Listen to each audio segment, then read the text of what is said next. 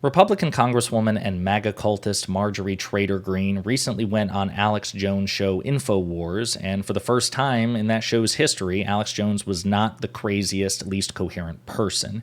Marjorie Trader Greene talked about impeachments, and she compared the evidence that she has for impeachments of President Biden and Biden administration officials to religion, and then she talked about goats and sheep. But before we unpack all that, if you haven't yet, please hit that like, subscribe, and the alert bell. Maybe check out my Patreon. I'd appreciate the support. All right, so Marjorie Trader Greene and Alex Jones, I mean, what a power couple. Match made in loony bin heaven, okay? Now, again, I say for the first time, I don't watch InfoWars, so I suppose there may be crazier people than Alex Jones's platform, but it seems like if Marjorie Trader Greene's there, Alex Jones may be the more coherent, the more sane person. It's bewildering to think that somebody like Marjorie Trader Greene isn't just prominent in the public spectacle. I mean, that makes sense. Our society, in terms of pop culture, we reward crazy in that respect. But she's a sitting member of Congress, especially after Alex Jones had to pay or is supposed to pay a $1 billion settlement suit, I think, for his defamation and disgusting behavior with respect to his commentary on the Sandy Hook shootings. I'm surprised. I shouldn't be surprised. No. It is ridiculous that a sitting congressperson, even a Republican sitting congressperson, would deign to go on that man's show. But I want to play a clip from the show itself in which Marjorie Trader Greene mentions her multiple attempts to impeach President Biden, as well as her attempts to file articles of impeachment against other members of the Biden administration. And then she talks about evidence, and she compares that evidence and the depth of that evidence to her religious convictions. And then she talks about goats and sheep. So prepare yourselves for a bad time. Okay. But I have to make jokes about this because it's going to be painful to listen to. So prepare yourselves for maximum crazy. Here we go. Take it away, Congresswoman. Okay, so I've introduced articles of impeachment on Joe Biden. I've introduced articles of impeachment on Merrick Garland. I've introduced articles of impeachment on Christopher Wray, Matthew Graves, who persecutes January 6 defendants, pro-life protesters, parents who hold their school board accountable. That's Matthew Graves. And I've introduced articles of impeachment against Secretary Alejandro Mayorkas. Here's what's happening. The amount of evidence, Alex, is becoming so overwhelming. Just like, here, let me say this. This is really important. Just like we can truly say, at least I can truly say, I believe the Great Awakening is occurring because of truth. People all over are waking up, and God is dividing people by the sheep and goats. He is literally dividing us. There's people that can't hear the truth right now, and then there's people that are waking up over and over.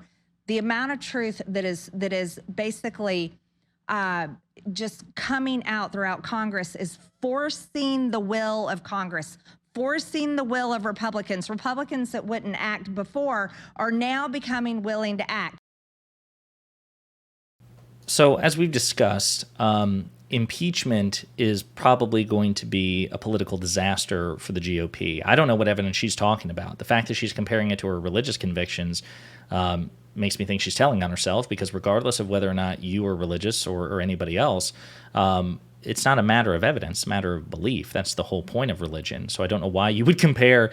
It seems like, again, you're telling on yourself and undermining your own point. We don't indict people or impeach people or investigate people or prosecute people on faith alone. That's a matter for church. In terms of our civic institutions and our legal institutions, there's supposed to be, evidence. Now, she says the evidence, just so much evidence that it's moving the will of the Republican Party. I mean, we've discussed this in previous videos. Many Republicans are not happy about the prospect of trying to impeach President Biden because, again, there are at least 18 sitting Republican congresspeople in Biden districts. The majority of the country do not support impeachment at this point because they feel that the Republican Party has failed to produce any meaningful evidence. They also feel, the majority of Americans, that Republicans are more interested in pursuing a political vendetta against the president than pursuing the truth. And even if you got around all of this, the fact of the matter is the Senate will never convict President Biden. So you're taking a shot politically at President Biden going into an election year, and it's not supported, and you're going to lose. And it's a bad idea.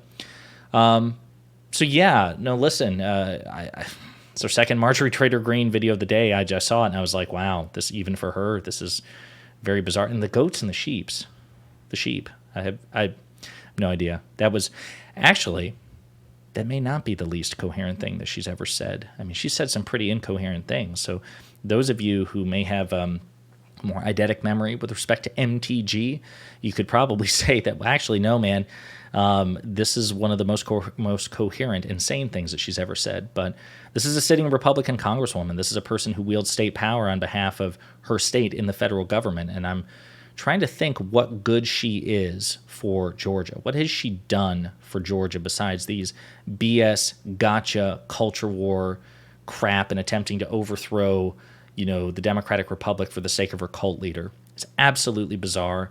But again, this right here is the future of the GOP until such a time as they are ready to boldly step up and reject Trump and his MAGA cult. So she's not going anywhere anytime soon.